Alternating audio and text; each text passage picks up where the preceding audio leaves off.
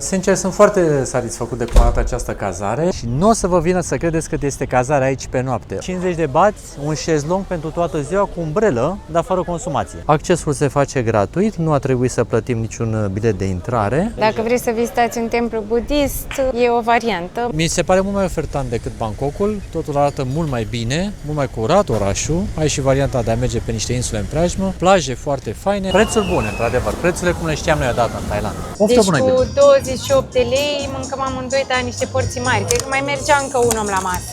Sunt atât de mulți ruși aici în concediu, încât inclusiv muzica este rusească, meniurile sunt în limba rusă. Sunt cumva să credeți că ați ajuns în Rusia. Dacă veniți aici, trebuie neapărat să-l vizitați pe Mr. Boom. Acum aplauze! Salutare, oameni buni și frumoși din cea mai celebră stațiune din Thailanda, Pattaya. Stațiunea asta e faimoasă pentru viața de noapte, dar noi sperăm să găsim aici mai mult de atât, iar în ciuda popularității sale, am găsit totuși un hotel de 4 stele la un preț foarte rezonabil, pe care vrem să vi-l prezentăm, iar la final vă spunem și prețul. Asta este zona de lobby și îmi place că e foarte luminos și plăcut, iar important, răcoros, da? Adică aer condiționat tot ce trebuie. Și foarte mare zona asta de așteptare. Vedeți și niște ursulețe aici. Care cântă la pian. Primiți? Poftiți! Bun. Aici avem camera cu pat foarte mare, foarte mare. Zona de birou, o zonă, aici televizorul, cealaltă zonă, care poate fi birou sau salonul de machiaj cu oglindă. Avem fierbător cu ceai și căni, zona de bagaje și dulap, baia, care pare mică, dar are totuși separată zona de duș. Nu, e mare baia, să știi. Chiar Da, după ce intri în ea e mai mare. Salutare! Și avem balcon. E destul de mic, dar priveliștea e drăguță pentru că fix aici în față e piața de noapte, iar după blocuri se vede chiar marea. Deci... Da, poziția e foarte bună. Da. Sincer, sunt foarte satisfăcut de cum arată această cazare și vreau să mergem și la piscină, la etaj, că am înțeles că și acolo e ceva frumos de văzut. Chiar arată foarte fain piscina, destul de mare. Aici, într-adevăr, mai prea mult spațiu să stai pe șezlonguri, dar mai e și pe partea cealaltă și te poți bălăci destul de bine. Din ce am înțeles, o soarele pune acolo, deci este foarte faină locație. Și aici poți să faci yoga de dimineață. Exact, sau să aterizezi elicopterul. La ce mă gândesc eu, care se gândește el. Fiecare...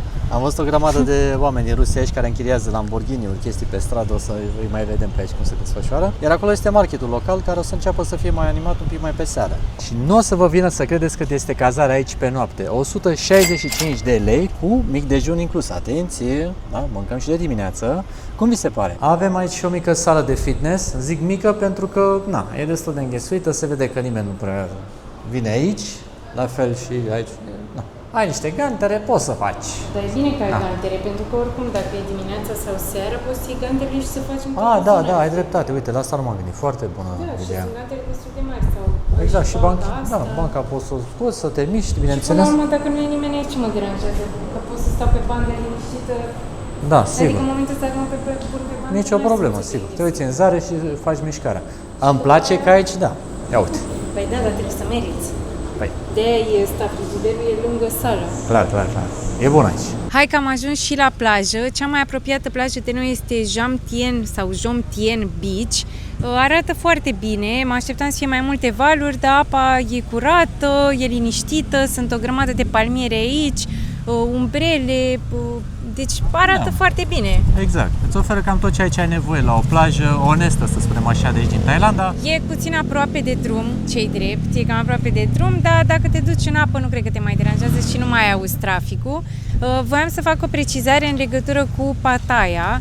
Este o stațiune destul de mare și se împarte în foarte multe zone. Deci noi, cum am spus, stăm în zona Jomtien, dar cele mai faimoase mai sunt Pattaya Nord, Pattaya Centrală și Pattaya Sud, unde turismul e mai în floare, să zic așa. Aici, în locul ăsta, sunt mai mult familii, e mai liniștit și noi cam asta căutam. Exact, e ceea ce vrem noi să avem. Da, dar sunt atât de multe opțiuni de plajă aici, de aia ni se pare că e un loc foarte ofertant, pe lângă plajele din Pattaya și în sud e efectiv o zonă uriașă de coastă, poți să mergi în fiecare zi la altă plajă. Hello. How much one chair? How much? 50. 50 for one, Thank you. one day. Okay. Thank you very much. Cap în cap. Thank you. Deci 50 de bați, un șezlong pentru toată ziua cu umbrelă, dar fără consumație. Da, dar mi se pare foarte bine, adică 7 lei. Da, cum sună? Bine, bine. Ai și porumbei, dacă îți dorești așa să te relaxezi uitându-te la ei. Poți să spui, evident, dacă vrei și prosopul tău, fără nicio problemă. Cum spuneam, apa nu are o culoare extraordinară, dar dacă vrei plajă, asta e cumva cea mai apropiată. Dacă mergi mai jos pe coastă, am văzut că plajele arată mai bine și întotdeauna există opțiunea de a traversa cu feribotul către insula vecină, Kolarn, care e complet diferită. Foarte mulți turiști aleg varianta de a face o excursie de o zi către Kolarn pentru că plajele sunt mult mai spectaculoase. Se poate accesa fie cu feribotul, e 30 de bați dus, 30 de bați întors, sau cu speedboat-ul, dar oricum nu durează mai mult de 40 de minute transferul, ceea ce înseamnă că poți avea suficient timp să te bucuri de plaje. Hai să vedem apa. E caldă, nu-i caldă? Cum e? Astăzi bate un pic vântul. Oh, dar ce bună e apa. Da? Ia intră. Hai să vedem, că poate eu exagerez. Da, nu e prea rece. Da. E o zi frumoasă de plajă. Noi n-am venit exact pregătiți, suntem acum în cercetări, cum s-ar zice. Vrem descoperiri. Da, exact, să descoperim locurile, dar arată chiar bine. Serios? Și e foarte aproape de unde suntem noi cazați, adică cred că am fi făcut 10 minute pe jos, cam așa, e dar cam tot ce poți să-ți dorești. Și uite, și cu vederea asta așa în zare, cu clădirile astea așa moderne, n-ai ce să reproșezi, sincer. Noi nu aveam așa așteptări de la Pattaya, am crezut că e doar o stațiune de distracție și atât. Dar se pare că are de toate. Noi am venit de data asta să explorăm o altă parte a Thailandei, însă primele noastre amintiri din această țară sunt din Bangkok, Phuket, Chiang Mai, care chiar sunt niște locuri speciale. Eu chiar vă recomand, dacă veniți pentru prima oară în Thailanda, să începeți cu aceste locuri, pentru că sunt o combinație perfectă între natură, cultură și plaje spectaculoase. Thailandezul organizează excursii exact în aceste zone, iar alături de el puteți descoperi timp de 15 zile Thailanda autentică. Sunt incluse 12 experiențe originale, de la întâlniri cu elefanți și piețe plutitoare, până la unele dintre cele mai frumoase plaje din țară. Transporturile sunt incluse, programul este organizat eficient, astfel încât să vă bucurați de tot, fără bătăi de cap. Pe site-ul thailandezul.ro găsiți atât excursiile din Thailanda, cât și din alte destinații din Asia, dacă vă tentează să explorați mai mult din zona asta a lumii. Am ajuns la templul Wat Prayai, se vede în zare cea mai înaltă statuie a lui Buddha din zonă și cum este specific templelor budiste, la intrare, stânga-dreapta, avem acest balaur numit Naga, care este protectorul templului, da? Înainte de a putea face accesul, trebuie să trecem de Naga,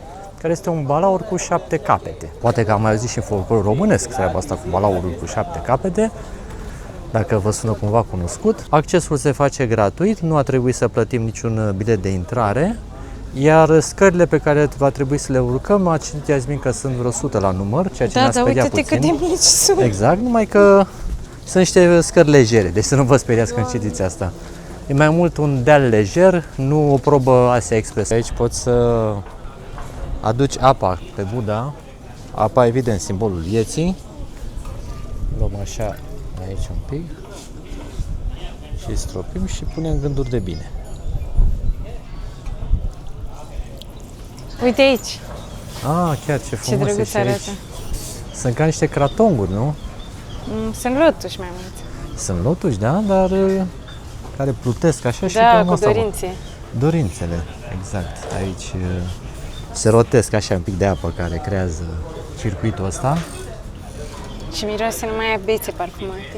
Exact. Păcat de construcția care se ridică acolo, strică un pic așa peisajul, dar ce să facem? Asta este planul urbanistic din zonă. Și aici se aprind bețeșoare parfumate, un loc foarte frumos, liniștit, unde poți să te bucuri așa de un templu budist. De aici poți să cumperi lumânările, sunt 20 de bați pe bucată și acolo sunt niște păsărele pe care poți să le iei și eu am văzut că la există tradiția asta, le liberezi din cușcă. O simbolistică și aici, interesantă, cu păsărele eliberate. Wow, dar într-adevăr e spectaculoasă priveliștea de aici, înspre plajă, iar noi suntem cu hotelul cazați bine pe undeva pe acolo, că, știi? Da, noi eram aproape de orice, nu știu ce mai închiriat scuter, dar, mă rog, ne-a mai salvat de câteva minute de stat în soare, că dacă mergeam pe jos, ne mișcam puțin mai aici greu. era greu să fi venit fără scuter, dar, încă o dată, poziția hotelului nostru chiar e una foarte, foarte bună. O să vă lăsăm și linkul în descriere dacă vreți să-l accesați în viitor.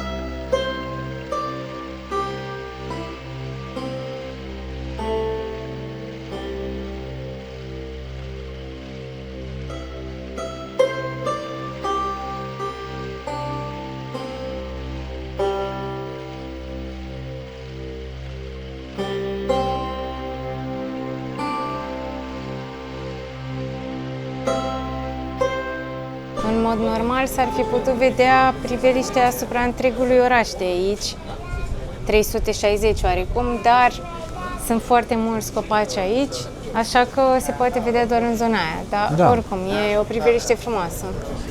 Și nu e foarte aglomerat. Adică Exact, lejer. dacă vreți să vizitați un templu budist, e o variantă, mai ales că e gratuit.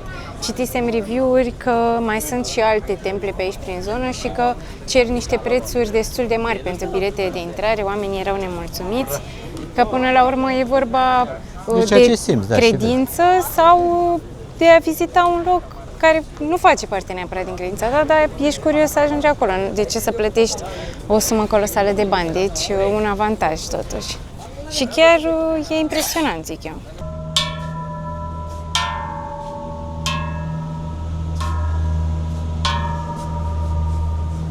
Să fie entuziasm bun.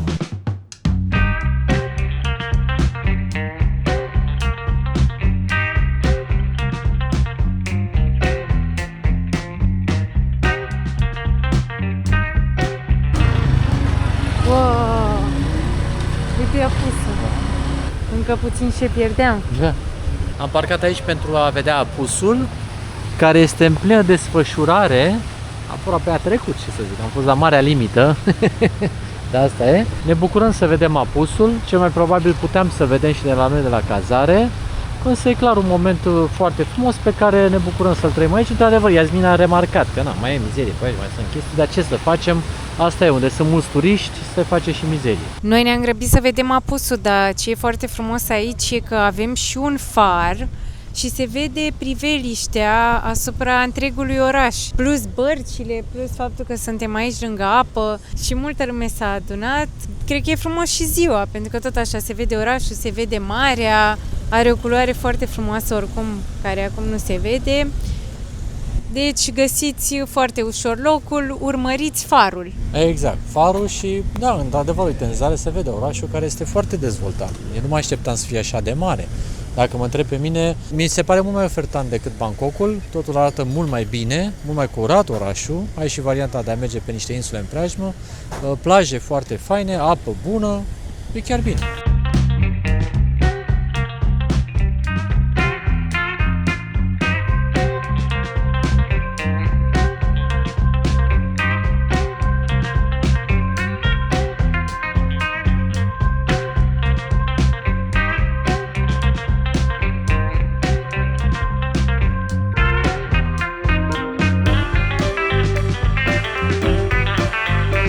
Se pare că am rămas în aceeași tematică a farurilor, am ajuns aici la market și în spatele nostru e un far foarte luminos, atmosfera e foarte interesantă și mă bucur că am ales să venim la marketul ăsta și nu la cel care se vedea de la noi de pe balcon, pentru că aici suntem chiar pe plajă și e foarte multă lume, nu vine să cred. Atmosfera e frumoasă, într-adevăr, și vis-a-vis de plaja.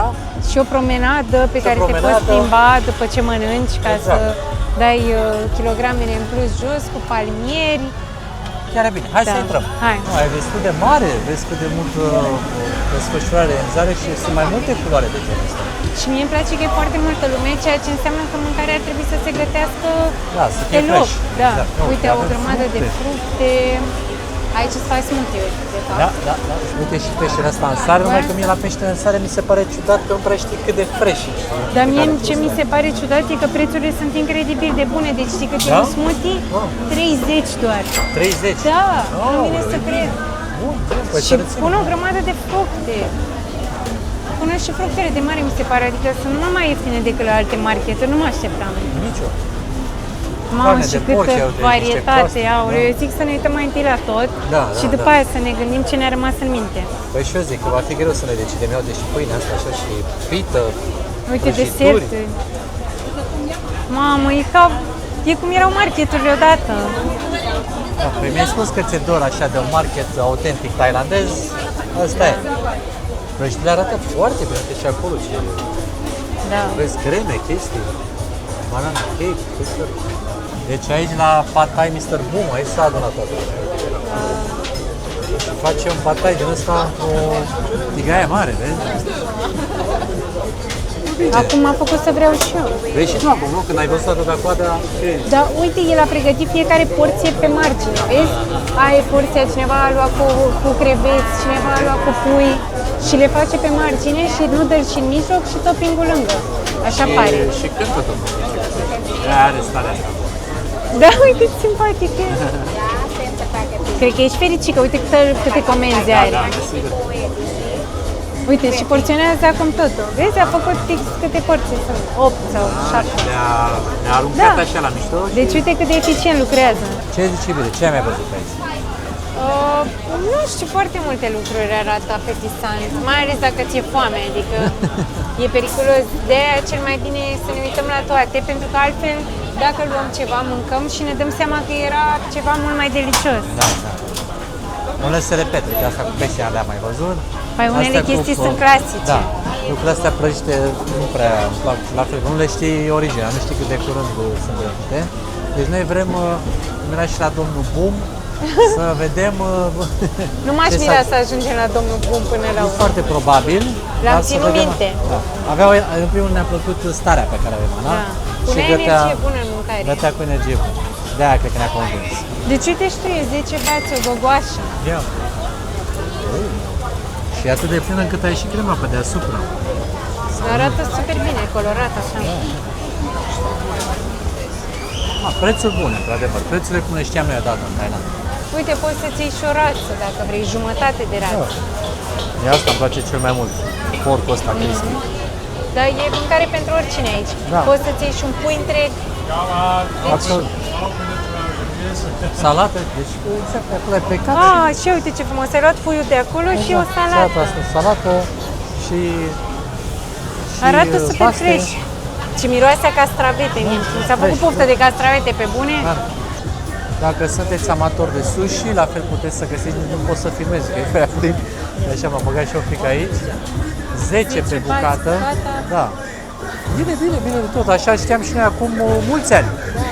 La fel ca majoritatea marketurilor din Thailanda, acesta nu e doar despre mâncare. Sunt aici multe magazine cu haine, suveniruri. Pe aceeași suprafață ca mâncarea se desfășoară și partea asta de haine și suveniruri. Deci dacă vreți să vă faceți și cumpărăturile, e un loc bun. Da, ai multe de... Înainte sau după ce mâncați ceva bun. Ai multe variante de unde să alegi, de la clasicii pantaloni cu elefantul. Rochia poți cu să- elefantul, Evident. depinde ce variantă vrei. N-ai Bluza, voie să vii în Thailanda și să nu ții măcar un elefant pe tine. Noi ne-am tot luat și eu mi-aș mai lua, sincer. Chiar dacă lumea mai glumește că, vai, ești acel turist tipic dacă ți-ai luat hainele astea, până la urmă sunt comode și sunt și un suvenir bun. Și se fac și foarte mici în bagaj. Aici vii frumos după ce ți-ai la mâncare, te așezi la masă, ai o grămadă de opțiuni. Un mare loc, uite și toalete, chiar foarte civilizat totul. Sunt chiar plăcut surprins. Hai să luăm o ofertă din asta de pui, jumătate de pui la 100. Și o zic că o să fie Mi bine. era foarte foame. Problema chiar e era. că noi ne-am întors la domnul, dar era o coadă de vreo 180 de oameni. Exact. Cu pataiului, cu show-ul continua și ne era prea foame, poate ne întoarcem după aia. Da, deci o jumătate de pui la 100 chiar cred că e o ofertă bună. Sunt atât de mulți ruși aici în concediu, încât inclusiv muzica este rusească, meniurile sunt în limba rusă, așa că să nu vă speriați dacă veniți în Pattaya și o să vedeți că se întâmplă treaba asta, sau să nu cumva să credeți că ați ajuns în Rusia. Râdem, glumim, dacă cam asta e realitatea de aici și eu am zis să vă anunțăm. Până la urmă am venit la domnul Boom, Mr. Boom, cu muzică, cu tot acâmul, noi și populația Rusiei la coadă, ce să facem, ne-am adaptat, nu avem încotro. O să luăm un patai din ăsta cu seafood, cu fructe de mare. Dar domnul e super vesel, adică creează o stare de bine. și a început să împartă fiecare porție frumos cum ce s-a comandat. Și el face 1, 2, 3, 4, 5, 6, 7, 8 porții dintr-o stegare. 8 porții dintr-o tură și dacă face cam o porție la 10 minute, face vreo 40-50 de porții pe oră. da. Dar eu cred că e mai puțin de 10 minute. Dar, în general, am văzut oamenii că fac o singură porție pe plita asta. Dar uite că omul ăsta a descoperit o variantă în care să fie Mai super eficient, da. eficient. Mai ales că dacă e și coada atât de mare și uite că s-a făcut în spate. Eu cred că mulți nu sunt pentru prima dată aici. Clar, Pentru că omul face niște porții foarte mari, are și energie bună, De ce trebuie? prețurile sunt decente, Da. nu cele mai bune, dar pentru porția pe care o oferă, eu zic că, E bine, e bine. mamă, câți noodles! E cam pe 6 kg. Și pune așa și se mai dea public din când în când. Asta îmi place, că interacționează cu publicul. Acum e ultimul touch în care fiecare porție vezi aranjată frumos. Intră în centru atenției acolo și Show de se... atenție. Pune și sos. Dar incredibil că omul știe fiecare porție, fiecare ce am comandat și evident o prepară cu toate ingredientele. Mamă, ce totul a făcut! Mr. Boom, boom! Mamă, uite-te câte mai bune! Vai de capul meu! Omul ăsta chiar Mamă, iubește. deci n-ai cum, n-ai cum. E arta aici. Dacă veniți aici, trebuie neapărat să-l vizitați pe Mr. Boom. Eee, Acum aplauzele! Aplaudă publicul! da, publicul e în delir. Oamenii deja cer, zic, eu vreau pe asta, vezi că am văzut că aici se scăpă mai mult calamar. Deci tot publicul e în delir și să vezi, au niște fețe de pofticioși. Acum am înțeles de ce omul are atât de mult succes, pentru că cât pune într-o porție. Asta, Aici e chiar. Știe să... Adică el și-a înțeles foarte bine audiența, oamenii vor să mănânce, nu vrăgeală. Show, dar porție să fie zdrave. bun, nu lua din porția mea. Mr. Boom! Good job, good job! Thank you! Cap în cap! A venit momentul să facem unboxing. Hai! Primul lucru pe care l-am cumpărat, se vede că eram foarte înfometați. Ceva Și așa, foarte familiar. Mai puțin sosul ăsta, sos dulce picant, cred că e. Care a venit la jumătate de pui. Da. Ce să facem? Asta e gustul de acasă. Exact. Da? Dacă avea și un mușde, era perfect. Are un fel de muștei cu coriandru aici. Deci vine cu două Dar fii sosuri. atentă, e un sistem în care dacă ai dat elasticul la o parte, e din asta. Da, uitați-vă cât de mare e. Da, e totuși mare. porția. La 100 Ăsta de a bați? fost 100 de bați, adică 13-14 lei. Cred că l-am fi putut mânca lejer pe ăsta amândoi. Și apoi vestitul patai al lui Mr. Boom. Exact. Noi nu știm dacă el e faimos în fiecare seară. O să fie după ce Da, ne-am filmat asta noi seara astă a seară. fost. Poate se crea și foarte mare entuziasm pentru că era atâta lume la coadă. Mai bine, Poate omul erau era clienți bun. falși, nu știu ce s-a întâmplat. Omul era bun, dar Mamă, deci- ai grijă cu unii că e doldura, Deci o nu porție... intră în asta, voi vă dați seama că porția asta de pad thai e cât jumătate de pui, mai mare. Mai e mai mare, mare. ce ai? Deci omul de era celebru, pentru că ce a Are- făcut aici a dat peste 1 kg. Deci are și tentaculele, are și corpul de la calamar, 2 creveți, și ou și tofu, nu știu, pare că are și... Nu știu, deci... Sigur. ma. Și asta iarăși 100. Adică încă o dată Da. sunt prețurile alea de odinioară. Poftă Deci bună, cu Gheorghe. 28 de lei mâncăm amândoi, dar niște porții mari. Cred că mai mergea încă un om la masă. Da, lejer. Bun? Mama, ai luat aripioara. Am Să-mi învățat luat și dacă e mie din bună. aripioară. Da. Mamă, uite ce furculițe ne-a dat Mr. Boom. A, nu. Astea sunt furculițele de la market. Deci uitați-vă cât de mici sunt. Cred că cel mai bine e cu bețe, totuși. Cam mult plastic, vreau dacă mă să- întreb pe mine, dar aia ce văd. Eu vreau să iau o gură, totuși, din pad thai. Ia, să vedem cum e. Pui e bun, cum poate să fie un pui. Foarte bun la rotisor. Pad thai e bun, dar are un gust foarte puternic de fructe de mare. Da? Nu știu dacă Alex poate să mănânce. Vedem. Mi se pare că se simte marea în el. Da? Deci respiri marea, nu? Da, pentru Guși că marea. a fost amestecat din start. În alte dăți am impresia că se face pataiul separat și Da. deasupra se pun fructe de mare. Aici el a amestecat totul și a gătit tot împreună. Eu tind să cred că inclusiv ăla cu pui avea puțin gust de fructe de mare, că erau pe acolo toate. Dar Deci asta aviz celor care au alergii, care nu prea se controlează chestia asta. da, în general, sau dacă sunteți vegetariani, să nu vă așteptați că nu s-a atins o legumă de pui sau ceva de genul, că și aici puteai să comanzi, de exemplu, doar patai cu ou. Dar se gătea pe aceeași plită și se atingea de pui, adică și la noi mai ajungea puiul prin Da, farfurie, se îl prelungea. punea la loc. Deci, ca să Era știți. chestia asta în care se prelingea din pui în fructe de mare, din fructe de mare în noapte. Deci dacă ați comanda un patai vegetarian, nu e 100% vegetarian. Cum e? Bun, dar tu nu poți mânca, trebuie să mănânci toată porția. E foarte pregnant, are... Nu, știi de ce? Pentru că e plin de creveți mici. Da. A pus foarte, foarte mult, deci pataiul original se face cu mulți creveți mici, ăia dau savoarea, să zic așa. Da, și am văzut de că a aia pus are un mult. gust pregnant, dar inclusiv pusese din ăstea, cred că și în pui. Așa că nu, nici ăla cu ou, nu cred că e doar cu ou, e cu creveți micuți. Deci eu te sfătuiesc să nu mănânci. Alex rămâne cu puiul. Am un cupuiu care e foarte bun. Deci o masă completă la doar 200 de bați, cu 26-28 de lei. Am mâncat bine și în seara asta. Oameni buni și frumoși, s-a mâncat pe săturate, n-am putut să ducem totul până la final. Aia e. Scuze, Mr. Boom.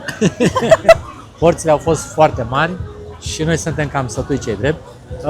Una peste alta vrem să vă recomandăm din suflet. Dacă vreți să veniți în Thailanda și să vedeți așa o zonă super turistică, cum este cea de aici, noi zicem că e bine să o faceți. Adică prețurile sunt foarte bune, simțiți și un pic de iz așa de Thailanda și un pic de iz rusesc, să zicem așa, adică e un amestec interesant, dar până la urmă e totul funcțional din punctul nostru de vedere și vă puteți simți foarte bine. Până data viitoare, noi vrem să vă salutăm cu foarte mare drag și să vă rugăm din tot sufletul să ne lăsați și nouă un like, un comentariu, un subscribe, un hype, că vorba aia ați ajuns până aici și ce să mai, ne vedem în următorul vlog. Ciao, ciao! Pa!